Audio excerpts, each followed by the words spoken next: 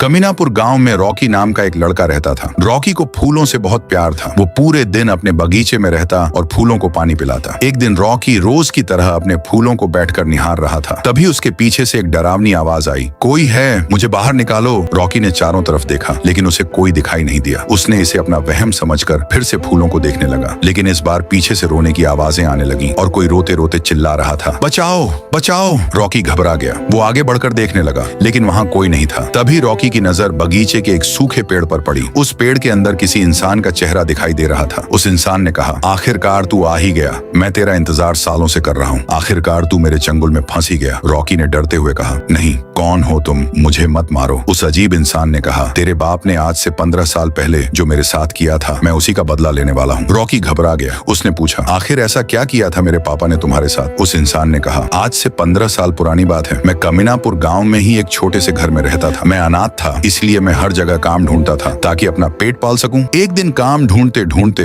मैं तेरे घर के बाहर आया। तेरे बाप, जिसका नाम शौकी था, उसने मुझसे पूछा, क्या हुआ लड़के, मेरे घर के बाहर क्यों खड़ा है? मैं उसके पास जाकर बोला, साहब, मैं अनाथ हूँ, कृपया मुझे कुछ काम दे दीजिए, नहीं तो मैं भूख से मर जाऊंगा। शौकी ने कहा, ठीक है, काम तो दे दूंगा, लेकिन अगर काम अच्छे से नहीं किया तो तेरे हाथ पैर तोड़ दूंगा। मेरे बगीचे में बहुत सारे फूल लगे हुए हैं और ये बात पूरा गाँव जानता है कि मुझे फूलों से कितना प्रेम है। अगर तूने समय पर फूलों को पानी नहीं दिया या उनका ध्यान नहीं रखा तो तुझे पता है मैं क्या करूंगा। मुझे डर लग रहा था, लेकिन मुझे बहुत दिनों बाद काम मिला था, इसलिए मैंने हाँ कर दी। अगले दिन से मैं रोज तेरे बाप के बगीचे में आता और फूलों की देखभाल करता, लेकिन कुछ दिनों बाद बगीचे से अचानक फूल गायब होने लगे। पता नहीं रात को कौन आकर फूलों को चुरा कर ले जाता था। ऐसे ही एक दिन जब मैं काम पर आया तो मेरे होश उड़ गए। पूरा बगीचा खाली हो चुका था, किसी ने सारे फूल चुरा लिए थे। तभी तेरे बाप पीछे से आया और बोला, अब क्यों आया है यहाँ? मैंने तुझे रखवाली करने को रखा था, लेकिन तूने ही मेरे सारे फूल चुरा लिए। अब तुझे ऊपर वाला भी नहीं बचा सकता। वो अंदर गया और एक डंडे में तेल लगाकर लाया। मेरी हालत डर के मारे खराब हो गई थी। फिर उसने मुझे बहुत मारा, इतना मारा कि मेरी जान निकल गई, लेकिन उसके बाद भी वो मुझे मारता रहा। जब उसे एहसास हुआ कि मैं मर चुका हूँ तो वो डर गया। उसने सोचा, अब इसे कहाँ छुपाऊं? तभी उसे ये सूखा पेड़ दिखा। उसने इसके नीचे मिट्टी खोदी और मुझे वहीं दफना दिया। उस दिन के बाद से मेरी आत्मा इसी पेड़ में कैद है और तेरे बाप से बदला लेने के लिए तड़प रही है। रॉकी ये सब सुनकर हैरान हो गया। तभी उसका बाप शौकी वहां आ गया और बोला, क्या हुआ बेटा, इस सूखे पेड़ के पास क्यों खड़ा है? मैंने तुझे बगीचे का ध्यान रखने के लिए बोला है ना? शौकी को देखते ही उस आत्मा की आंखें लाल हो गईं। अचानक दोनों के सीने में तेज दर्द होने लगा और कुछ ही पलों में दोनों की वहीं मौत हो गई। उस दिन के बाद से वो घर पूरी तरह सुनसान पड़ गया, लेकिन आज तक ये राज कोई नहीं जान पाया कि आखिर शौकी के बगीचे के फूल चुराए किसने थे, जिसकी वजह से एक मासूम की जान चली गई।